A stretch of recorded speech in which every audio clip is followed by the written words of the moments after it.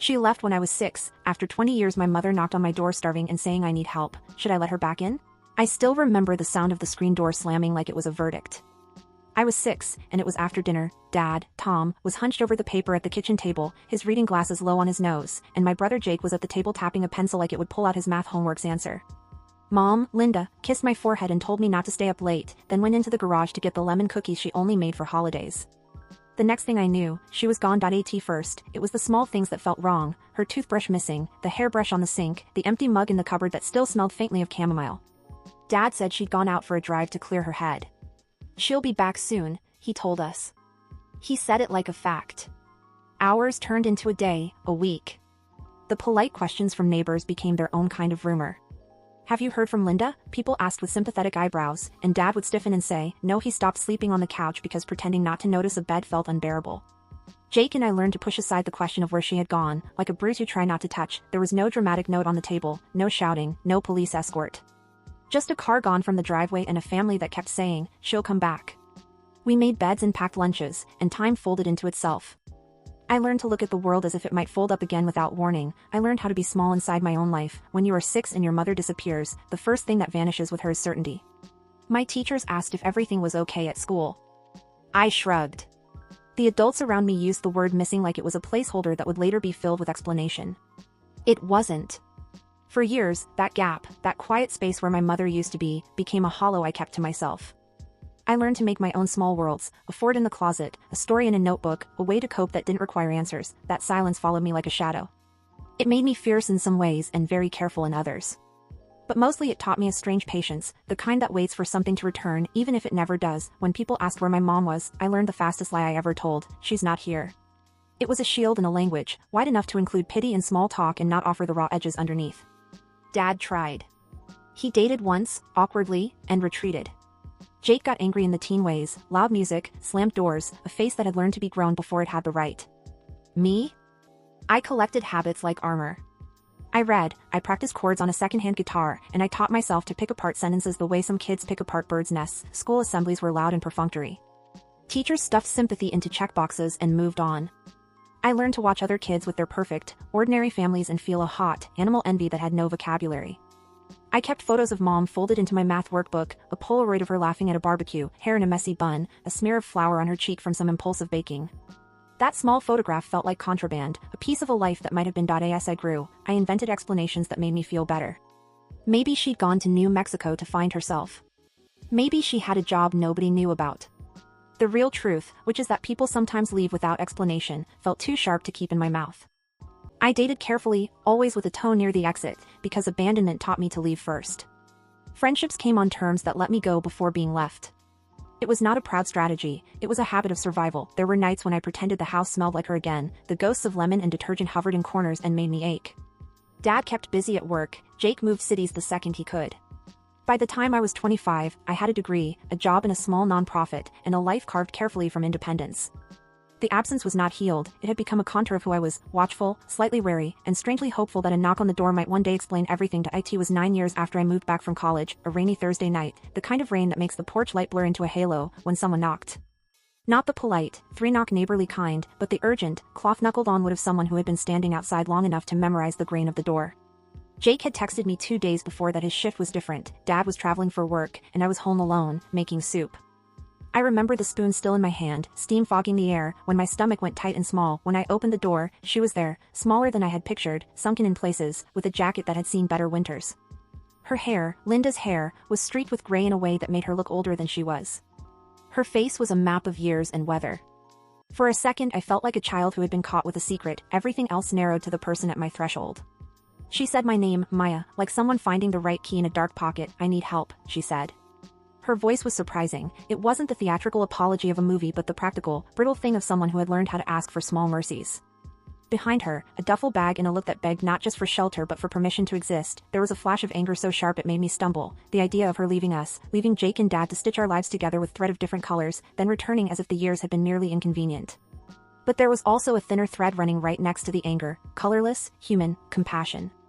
I saw hunger in her eyes, not the theatrical hunger of melodrama, but the weary hunger of someone who had been hungry for a long time. I don't know what to say, I admitted, because saying anything more felt like opening a sluice gate of old pain. She asked if she could come in. I stepped aside. In that moment, I felt like I was negotiating gravity, honor the child who had been abandoned or the adult who might have reasons nobody had considered. I let her in. She sat at the kitchen table like someone who had forgotten how to be a guest. The duffel bag was put by the door with care. She smelled faintly of smoke and soap, and when she smiled it was tentative, like a person testing a new pair of shoes. We made tea. It felt like hosting a stranger who wore my mother's face, she told me in small, clipped sentences. At first there were gaps, the sort of missing pieces that make you want to press harder, to slap more questions on the table. She had been in and out of different places, she said, a job that had promised structure and then dissolved, a man who had let her down, nights spent under the partial mercy of strangers. She mentioned a clinic in another state where she'd spent months learning to manage depression, and a streak of nights that had spun until she lost track of home. She said she was ashamed, and that the shame had been a blanket too heavy to carry back. I listened. Part of me catalogued everything she said for inconsistencies, another part simply took in the cadence of her voice, the way she said Jake's name with a memory that still warmed. There were moments when the memory of the small Polaroid flower on her cheek collided with the present reality of a woman she wasn't. She asked about Dad, and I told her he was away much of the time, that he had kept busy because keeping busy was a way to not feel the absence either. She asked about Jake and I told her where he worked and that he'd probably be careful with her. There were practical things she needed, clothes, a phone number, help with navigating public assistance. None of that was as sharp as the moral question in my chest. What had she done to leave? She spoke about panic attacks that swallowed weeks, about feeling like the world was a place she had no rights in. She didn't ask for absolution, sometimes she asked merely for a place to sit while she remembered how to be a person again. When she cried, which she did twice, quiet and unexpected, I realized I had no script for this. The child part of me wanted to push her away, to keep the distance that had kept me safe. The older part sighed and reached for a paper towel. Compassion, I realized, can be an involuntary reflex. It can coexist with rage, and sometimes it will. Telling Jake felt like stepping on thin ice. I texted him a photo of the teacup and wrote only, "She's here." He responded with a single-word message. No. Dad called that night after his plane landed and talked around words, his voice tight like a thread. "Tell me what you need to do," he said finally, and it came out more like a command than a question. The town, with its opinions and small sympathies, angled toward gossip. Someone saw her on the bus earlier that week and mentioned it without malice, only to make the rumor heavier. Jake's reaction surprised me with how raw it was. He hurled blame at my feet like a sacrament. "She left us," he said. "She left us, and somewhere she was living her life." He said it like a fact, like a knife. For him, her arrival reopened a wound that had been cauterized with anger. For Dad, it was a practical problem. Who would be accountable for the house, the bills, the dented rhythms of a life used to not depending on her? Friends were split. A neighbor offered tea and a listening ear. Another friend told me bluntly she would never forgive someone who vanished with no explanation. My own heart felt divided. Sometimes I'd catch myself resentful that she had returned now when I had so carefully built a life that had nothing to do with her, a small apartment, a steady job, weekend plans not hinged on someone else's mood. At a family meeting that felt like an intervention, Linda sat with a stoic, almost apologetic quiet. When she tried to explain, sometimes words tangled, sometimes they landed with a bluntness that admitted her mistakes. Jake refused to attend. He said he couldn't stomach the rehearsal of pain. Dad listened and then excused himself, pacing the porch as if the weather might help him think.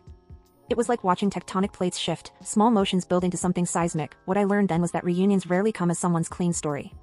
They arrive messy, with old rosters of pain that require new negotiations.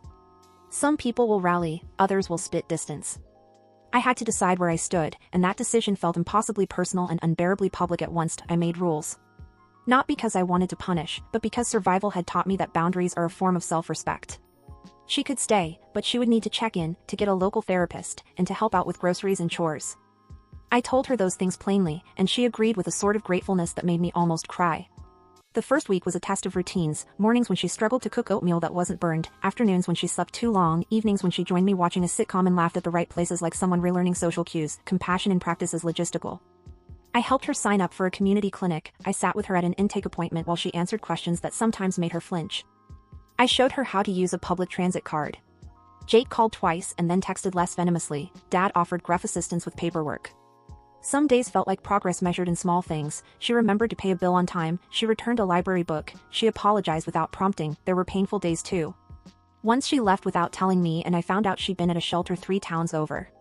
My chest dropped into a familiar hollow and I felt silly for having believed in straight-line cures. On the other hand, there were moments of surprising tenderness. She made a batch of lemon cookies that came out lopsided and a little burnt, and we ate them with an earnestness that tasted like truce. Holding boundaries meant I could offer help without losing myself. I learned to separate her need from my obligation. I told her that forgiveness was not something I could grant wholesale, it would be measured in trust earned over time. She nodded like someone learning a new grammar, careful, patient, and ashamedly hopeful. It felt like watching a plant try to make leaves after winter, halting and brave. There was a moment, 3 months in, when she asked me directly, "Do you forgive me?" I had rehearsed answers while washing dishes at midnight, the spoon clinking against porcelain like a metronome marking my indecision. My first impulse, the child, wanted to say no with the cold finality of someone who has been hollowed out by absence. My adult self understood that life rarely offers binary answers. Forgiveness wouldn't mean forgetting. It would mean, at best, choosing how much weight to give her in my life. That I told her the truth, that I was willing to let her be part of my life in small ways, but I would not forget what happened. Forgiveness, I said, was not an eraser. It was a practice. She cried then, a sound that was not performative but genuine, a person finally unclipping some armor she had worn for years.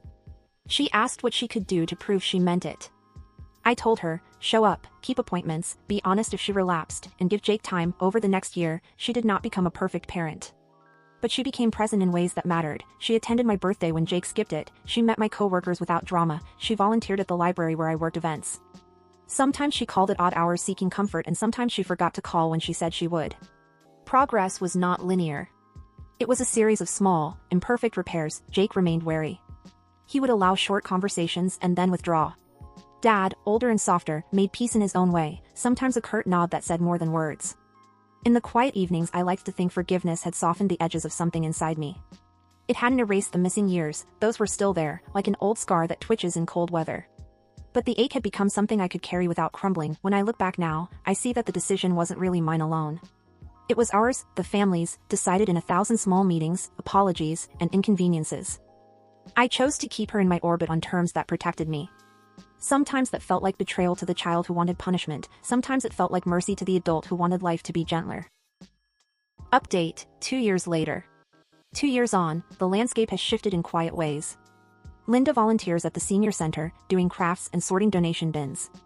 She's enrolled in a class at the community college for creative writing, and her short, halting pieces about weather in small towns are submitted with a shy pride.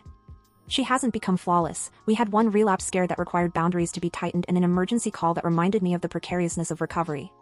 But she came back into treatment and returned with a steadier step. Jake and I have a new rhythm. Sometimes we eat together, sometimes we are polite strangers. He's not reconciled in the way I am, and I don't force him to be. Dad calls more often, not to talk about the past but to reminisce about the banal things, the neighbor's maple tree in fall, the high school football games. Those small conversations feel like stitches. Most importantly, I have learned to hold two truths at once, that people can hurt you and still deserve help, and that offering help does not negate your right to protect yourself. Linda and I made a fragile, practical truce. She's part of the family pictures now, though not always in the front row. There are still nights when I wake with a hollow where certainty used to be. There are still days when I imagine how different life might have been.